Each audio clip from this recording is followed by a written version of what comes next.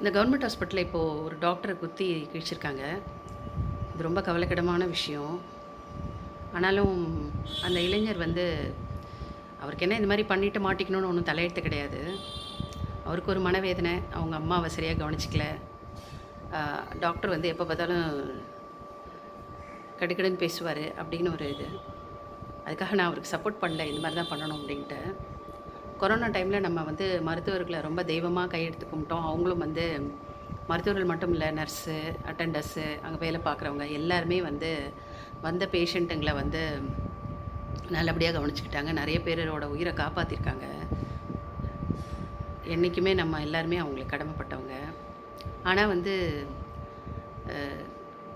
இன்னைக்கும் வந்து சில மருத்துவமனைகள்ல அதான் எஸ்பெஷலி கவர்மெண்ட் ஹாஸ்பிட்டல்ல வந்து பேஷண்ட்டுங்க வந்தா அவங்கள வந்து அ துச்சமா மதிக்கிறாங்க. கவர்மெண்ட் வந்து மக்களோட வரி பணத்திலேருந்து தான் இந்த மாரி மருத்துவமனைகள்லாம் கட்டி குடுத்துருக்காங்க. கவர்மெண்ட் சம்பளம் வாங்கிட்டு இந்த டாக்டர்ஸும் சரி, அங்க உள்ளவங்களும் சரி நெறைய பேர் இந்த மாரி பண்றது ரொம்ப கவலைப்பட வேண்டிய விஷயமா இருக்கு. அதுலயும் இப்போ வந்து எ எ கவர்மெண்ட் வந்து இந்த கேஸ வந்து எடுத்து நடத்த தான் போறாங்க. அவங்க மேல நெறைய வழக்கு பதிவு பண்ணியிருக்காங்க. இருந்தாலும் வந்து நெறைய டாக்டர்ஸ் வந்து நாங்க இனி மத்த பேஷண்ட்டுங்களுக்குலாம் ட்ரீட்மெண்ட் குடுக்க மாட்டோம்னு சொல்றது வந்து நியாயமில்லாத விஷயம். உங்க ஃபேமிலி மெம்பர்ஸ்னா அப்படி பண்ண மாட்டீங்க இல்லையா? அ தயவுசெய்து அப்படி பண்ணாதீங்க.